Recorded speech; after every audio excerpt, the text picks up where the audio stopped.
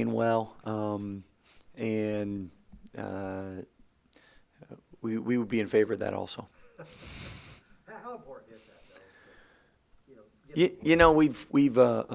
We've done it both ways. When we were ranked number one in the nation a couple years ago, we lost to K-State in the first round, then went to the Sweet 16, played well, and then lost to South Carolina and went to the Final Four. So we've done well in the tournament, where we've gone to the championship game and then gone to the Elite Eight, gone to the Sweet 16. We've lost in the semifinal, gone to the Elite Eight, and we've lost in the first round and gone to the Sweet 16. So I don't know if there's a guarantee anyway. Coaches always prefer winning over losing, though.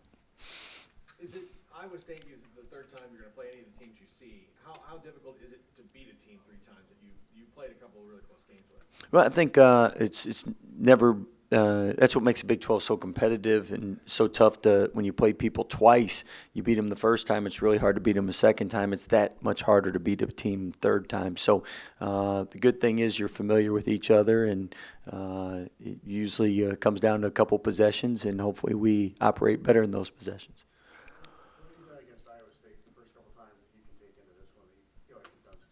Well, I think first thing is we've kept them out of big runs. We've done a pretty good job in our transition defense. We've been able to push the ball in transition, get some good looks, and we shot the ball well. How hard are those guys to fit? They have so many scores. Yeah, that's what you go into a game normally, and there's one or two guys, maybe three, who can score 20. When you play Iowa State, it's a team that you got virtually six guys that can get you 20, and that makes it tougher because you never know when someone's going to have an on night.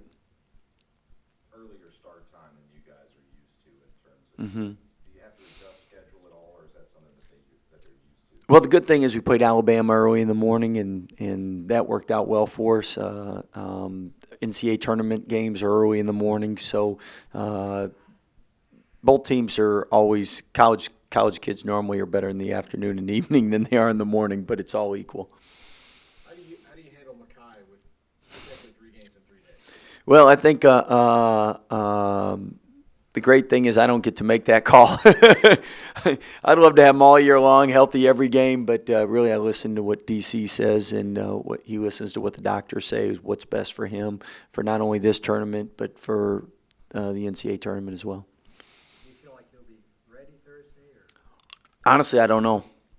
So I think that's been one of the tougher things all year long is constantly having people come and go, and really got to commend our team for sticking together because it's tough when you change roles. It's tough one game you go from starting and playing 30 minutes to another game maybe you're coming off the bench and playing 10 to another game you're in the middle at 20, and people want to know what their roles are. Coaches want to know what roles are to game plan, and unfortunately, in this situation, it's something that's beyond anyone's control. And you really got to credit when Mackay's competed and been able to play. He's done a great job. Is that kind of one of the special things about this team? Is they're adaptable? Definitely resilience. Yeah. And I think a lot of that comes from the chemistry and the way they support one another and like one another. Because normally, I mean, everybody prefers to start. Everybody prefers to play major minutes. Everyone prefers to get shots. And the fact sometimes you go from that to not doing that, and yet you got to have that not affect the team. How'd you like the way Jared stepped up, especially at such a tough place to play? Yeah, he wants to play all our games at Allen. So I thought he was outstanding, and really he's a competitor, competes, and some people get intimidated in big moments, and Jared's one of those guys that embraces them. Coach, such a wild year in the Big 12. Do you expect anything different in Kansas City? No, and again, that's what makes the Big 12 last 5 out of 6 years the best conference. It's you have teams that are all capable of beating other top teams in the nation. I remember we getting ready for Oklahoma State, and I mean LSU's arguably top 5 team, top 8 team in the country, and Oklahoma State had beaten them. So I mean, it's just. It doesn't matter who you're competing against. Everybody's 1 or 2 possessions away from winning or losing. Shayok for them. Why is he so good? His versatility, someone that his size can score on the perimeter, can score off the bounce, can score at the rim, and then